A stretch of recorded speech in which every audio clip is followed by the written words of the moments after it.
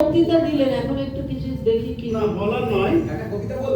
না কবিতা, হারমোনিয়াম, আমি তো কবি নই। হ্যাঁ হারমোনিয়াম দম দম একটা লেখা পাটি আচ্ছা আচ্ছা হারমোনিয়াম বলবো বলে আমি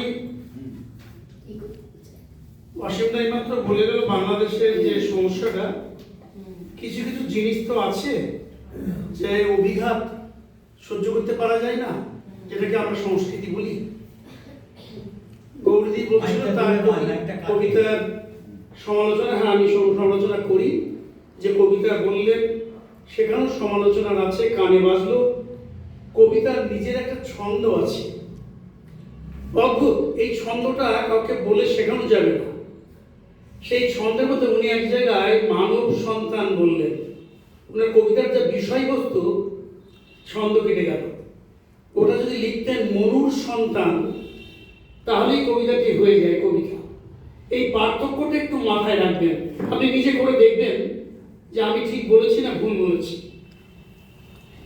কবিতা অদ্ভুত, এই জন্য কবিতা লিখতে পারি না। এটা একটা হঠাৎ বাংলাদেশের ঘটনা, ছায়ানট। সঞ্জিদা খাতুন, আপনারা হয়তো জানেন না, সঞ্জিদা খাতুন যেদিন মারা গেলেন এই কিছুদিন আগে, কৃষ্ণনগরের জনৈক অধ্যাপিকা সারাদিন খায়নি, কারোর সঙ্গে কথা বলেনি, কারণ তার ডক্টরেটটা গানে তার পরীক্ষক ছিলেন সঞ্জিদা খাতুন। আপনাদের বাড়ির পাশে, অনেকে তার নামও জানে না। সেই জন্য সঞ্জিদা খাতুনের সঙ্গে আমার ব্যক্তিগত পরিচয় ছিল, তার লেখাও করেছি। ছায়ানট যেভাবে তৈরি করা হয়েছিল, আমি ইতিহাসটা জানি বলে বলছি, খুব লেগেছিল। আমিও রাতে ঘুমোতে পারিনি। ছায়ানট ওই হারমোনিয়াম ছুঁড়ে ফেলছে, টিভিতে দেখার পর আমি বন্ধ করে দিয়ে চলে আসি। তারপরের দিনও খুলিনি আমি টিভিটা। হার না মানা যন্ত্র, এরকম একটা লেখা বেরিয়ে এসছে, আমি লিখিনি।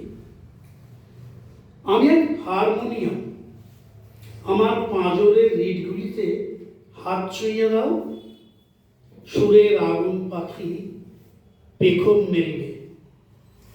আমার ঠিকানা ছায়ানট, যেখানে ধর্মের হিংসার ধ্বজা ওড়ে না, যেখানে হাতে হাত রেখে নজরুল, নরেন, আকৃতি, আলিফা, লুসিগঞ্জ সুরের ঢেউ তুলে জিহাদের আর জিহাদির বিরুদ্ধে লড়াই করে।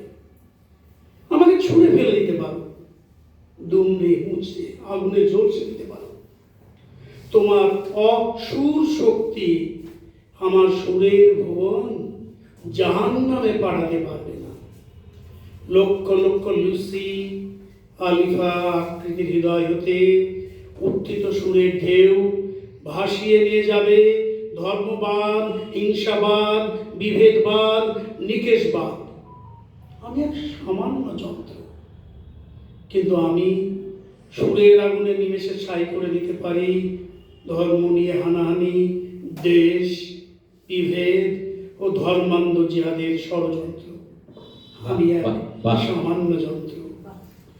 আমারই সুরে বাঁধা সন্ধ্যা, সঞ্জিদা, লতা, ফিরোজা, গীতা, রুনা, রেজওয়ানা, হেমন্ত, রশিদ খান, যাদের মধুর কণ্ঠে জেগে ওঠে গঙ্গা পদ্মা পারে কোটি কোটি অমর আকবর অ্যান্টনির প্রাণ।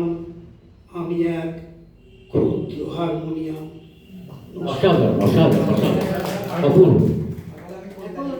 আমরা সন্ধ্যার কণ্ঠে একটা আবৃত্তি শুনে নিয়ে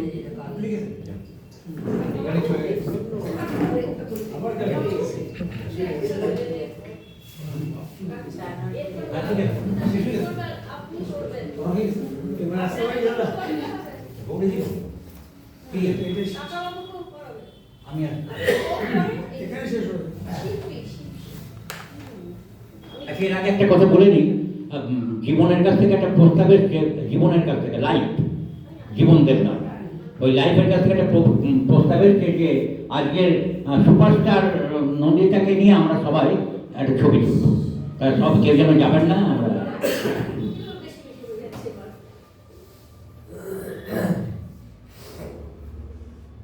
27/12/2025 কবিতাটা লিখেছি সন্ধ্যাবেলা।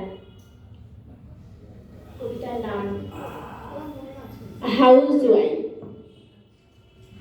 সানডে মানে রবিবার, ছুটির দিন সবার, তবু নেই ছুটি বাড়িতে মায়ের রাঁধবার।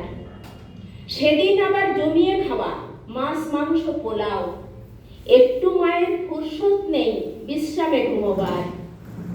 সংসার অফিসে চাকরি করে, কাজের বিরাট লিস্টিং, দিবারাত্রি খেটে মরে নেই কারো দৃষ্টি। সংসার অফিস বড় অফিস, হরেক রকম ফাইল, নেই রিটায়ারমেন্ট, নেই ডিমোশন, নেই তার প্রমোশন। ডাক্তার, ওষুধ, খরচা, খাওয়া পড়া, এই তার বেতন। সব মিলিয়ে কেটে যাচ্ছে ভীষণ ভালো লাইফ। মায়ের পোস্টের নাম হাউস ওয়াইফ।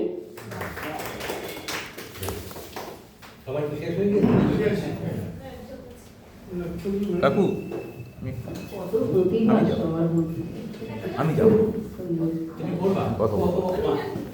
ভীষণ যে একটা কবিতা পড়বে, পড়ে নি, তারপর তুমি বলো। ও একটা কবিতা পড়বে, এটা কি বলছে? কবিতা একটা পড়বে। তাহলে একসঙ্গে ভালো আসলে আর লাগবে না পড়ে নেবো। আসলে ব্যাপারটা হচ্ছে, প্রদীপবাবু বললেন তো রবি ঠাকুরের কথায়, অসুবিধা নেই। রবি ঠাকুরের কথায় আবার ধার দিতে হয়, যে সুরে বাঁধিলে বিনার তার, নামিয়া নামিয়া গেছে বারবার। হে কবি, তোমার রচিত রাগিনী আমি কি গাইতে পারবো? তো ওই সুরের সাথে একটু সুর মিলাবার জন্য হঠাৎ করে মনে হলো যে, আর বিষয়টা তো ভাবের সাথে ভাব মিলানো, আদান এবং প্রদান। তো একটা ছোট্ট চতুর্দশ পদী, নাম হচ্ছে তাণ্ডব। নষ্টামি দিয়ে নষ্ট করেছ শস্য শ্যামলা ধরা। শাসক শোনো, নষ্ট হয়নি আমাদের প্রাণ, যদিও তা বিষে ভরা। গলায় জড়ানো বিষধর সাপ, কণ্ঠ বিষেতে নীল। সতীর বুকের অমৃতে আছে নবচেতনার শেল। পান করে যাবে সচেতন হবে জনগণ মন শিব। টঙ্কারে তুমি বধির হবে জাগরুক গান্ডীব। মহাকালে বিলীন হবে যত নষ্টামি সব। ওই দেখো আজ জেগে উঠেছে জনগণ তাণ্ডব। এখন আমরা শিল্পী সাধুকে একটা কবিতা শুনবো।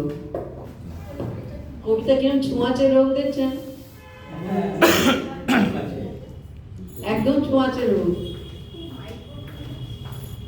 এই তো ছোঁয়াচে রোগ সবাইকে আরো বেশি করে ছুঁয়ে দিই। এবারের কবিতা সার্থক জন্ম, লেখক শুভ দাশগুপ্ত।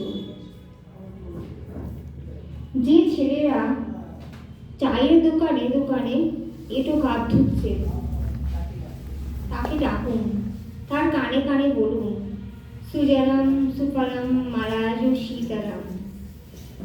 হ্যাঁ, বেশ সুন্দর করে বলুন যে মেয়েটি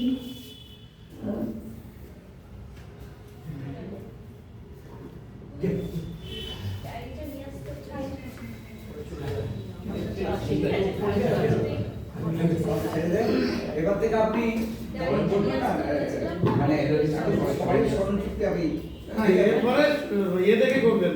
দেখে বলবেন।